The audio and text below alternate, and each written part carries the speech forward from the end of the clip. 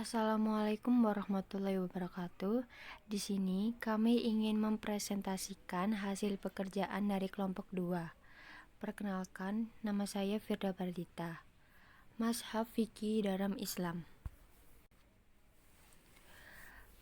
Pengertian mazhab dalam istilah fikih atau ilmu fikih setidaknya meliputi 2 pengertian, yaitu jalan pikiran, paham atau pendapat yang ditempuh oleh seseorang mujtahid dalam mendapatkan suatu hukum Islam dari Al-Quran dan hadis menurut Syed Ramadhani Al-Buti. Yang kedua, mazhab adalah sejumlah fatwa atau pendapat-pendapat seseorang alim besar dalam urusan agama, baik dalam masalah ibadah ataupun lainnya, menurut Ahmad Hasan. Dan menurut garis besar, mazhab fikih merupakan aliran pemikiran tentang hukum Islam yang penempatannya merujuk pada Al-Quran dan Al-Hadis. Beberapa fuqaha yang pemikirannya mendapatkan apresiasi dari umat Islam dalam perkembangan selanjutnya menjadi aliran mazhab antara lain: 1. Imam Abu Hanifah, 2. Imam Maliki, 3. Imam Ahmad bin Hanbal, 4. Imam Syafi'i. Dengan demikian, hadis yang sampai kepada Imam Abu Hanifah belum tentu sampai kepada Imam Maliki. Begitu pula sebaliknya, hadis yang sampai kepada imam-imam tersebut juga belum tentu sampai kepada Imam Ahmad bin Hanbal atau Imam Syafi'i. Oleh karena itu, masing-masing imam hanya bisa mencatat hadis-hadis yang sampai kepadanya, dan dia beramal serta berfatwa atau berpendapat dengan hadis-hadis yang diterimanya saja. Yang pertama, Imam Abu Hanifah. Nama aslinya Abu Hanifah An-Nu'man bin Sabit bin Zauta At-Taimi Al-Kufi. Lahir di Kufah pada tahun 80 Hijriah dan meninggal pada tahun 150 Hijriah. Corak pemikiran hukum dari Imam Abu Hanifah adalah cenderung rasional. Metode pengajaran. Metode pengajarannya pada prinsip syuro atau musyawarah.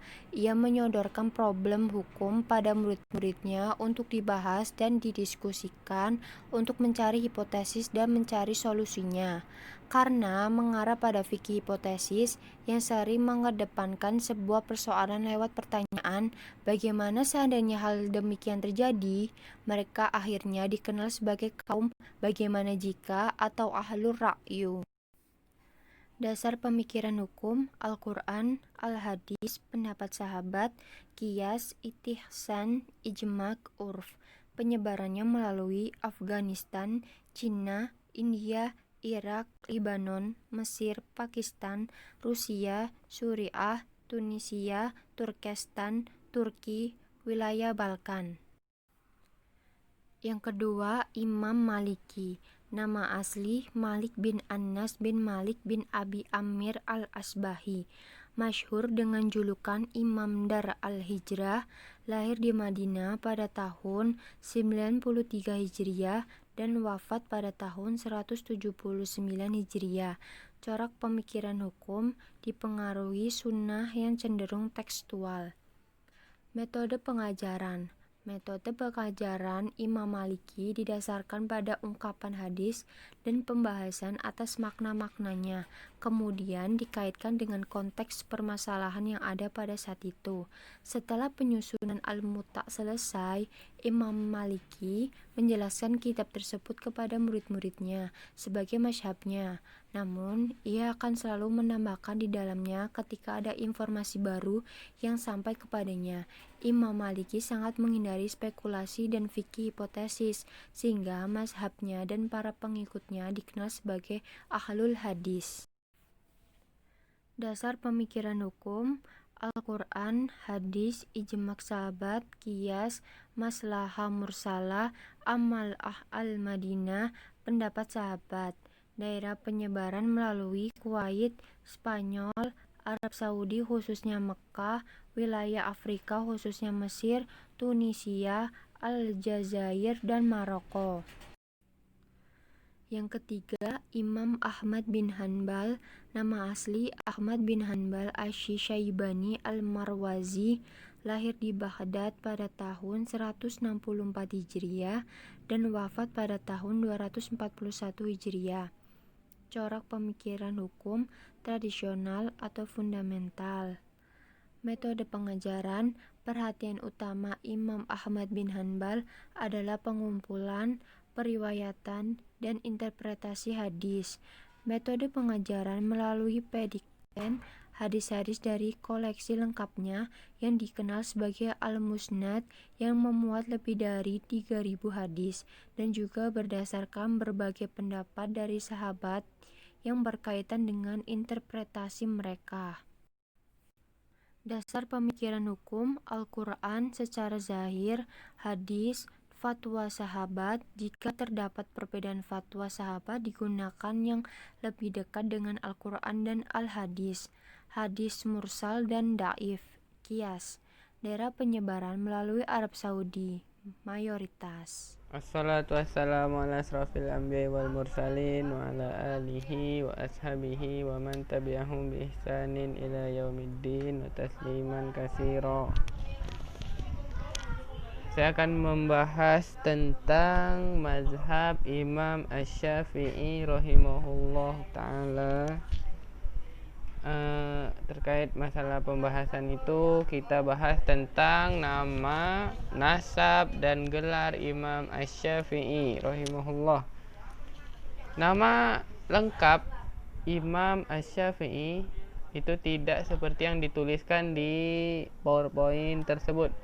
Itu masih kurang lengkap dan saya akan melengkapkannya. Nama beliau adalah Muhammad bin Idris bin Al-Abbas bin Utsman bin Syafi' bin As-Sa'ib bin Ubaid bin Abu Yazid bin Abdu Yazid bin Hashim bin Al-Muttalib bin Abdul Manaf bin Qusay bin Kilab bin Murrah bin Ka'ab bin Lu'ay bin Ghalib Abu Abdullah Al-Quraisy Asy-Syafi'i Al-Makki, keluarga dekat Rasulullah Sallallahu Alaihi Wasallam dan putra pamannya. Al-Muttalib adalah saudaranya Hashim, ayah Abdul Muttalib, kakek Rasulullah Sallallahu Alaihi Wasallam dan kakek Imam Asy-Syafi'i. Nasabnya bertemu pada Abdi Manaf bin Qusay, kakek Rasulullah yang ketiga. Imam An-Nawawi rahimahullah berkata, Imam Asy-Syafi'i adalah Quraisy, yaitu berasal dari suku Quraisy, dan Mutalibi, keturunan Muttalib. Berdasarkan ijma' para ahli riwayat dari semua golongan, sementara ibu Imam Asy-Syafi'i berasal dari suku Azdiyah. Nama Imam Asy-Syafi'i dinisbatkan kepada kakeknya yang bernama Syafi' bin As-Sa'ib, salah seorang sahabat kecil yang sempat bertemu dengan Rasulullah Sallallahu Alaihi Wasallam. Kemudian membahas tentang lahirnya Imam Asy-Syafi'i. Tahun kelahir Imam Asy-Syafi'i, para sejarawan sepakat bahwa Imam Asy-Syafi'i lahir pada tahun 150 Hijriah, yang merupakan tahun wafatnya Imam Abu Hanifah. Imam Al-Hakim rahimahullah berkata, saya tidak menemukan adanya perselisihan pendapat para ulama bahwa Imam Asy-Syafi'i lahir pada tahun 150 Hijriah, bertepatannya dengan tahun wafatnya Abu Hanifah. Hal ini mengisyaratkan bahwa Imam Asy-Syafi'i menggantikan Abu Hanifah dalam bidang yang digelutinya. Kemudian tentang wafatnya, belum ya. Tadi tahun kelahirannya, sekarang kita bahas masalah beliau lahirnya, tempatnya di mana. Beliau lahir, terdapat banyak riwayat yang mengatakan, tapi riwayat yang paling populer dikatakan bahwa kelahiran Imam Asy-Syafi'i itu di kota Gaza. Sedangkan menurut pendapat yang lain, Imam Asy-Syafi'i dilahirkan di kota Asqalan. Sementara itu ada pendapat yang lain juga mengatakan bahwa Imam Asy-Syafi'i dilahirkan di negeri Yaman. Dalam hal tersebut, ada riwayat dari Ibnu Abi Hatim dari Amr bin Sawad. Ia berkata, Imam Asy-Syafi'i rahimahullah berkata kepadaku, aku dilahirkan di negeri Asqalan ketika aku berusia 2 tahun. Ibuku membawaku ke Mekah. Sementara itu, Imam Al-Baihaqi menyebutkan dengan sanadnya dari Muhammad bin Abdullah bin Abdul Hakim. Ia menuturkan, aku pernah mendengar Imam Asy-Syafi'i mengisahkan tentang dirinya. Aku dilahirkan di negeri Gaza, kemudian aku dibawa oleh ibuku ke Asqalan. Dalam riwayat lain disebutkan, Ibnu Abi Hatim meriwayatkan dengan sanadnya yang sampai kepada putra saudaranya Abdullah bin Wahab. Ia berkata, aku mendengar Muhammad bin Idris Asy-Syafi'i berkata, aku dilahirkan di Yaman karena ibuku khawatir aku terlantar. Ia pun berkata, temuilah keluargamu agar engkau menjadi seperti mereka, sebab aku khawatir nasabmu yang mulia itu lenyap dan terlupakan. Maka ibuku membawaku ke Mekah ketika aku berusia 10 tahun. Jadi kesimpulannya kita ambil riwayat yang mengatakan bahwa Imam Asy-Syafi'i lahir di kota Gaza. Itu riwayat yang paling populer. Lanjutkan tentang wafatnya Imam Asy-Syafi'i rahimahullahu ta'ala. Imam Asy-Syafi'i itu wafat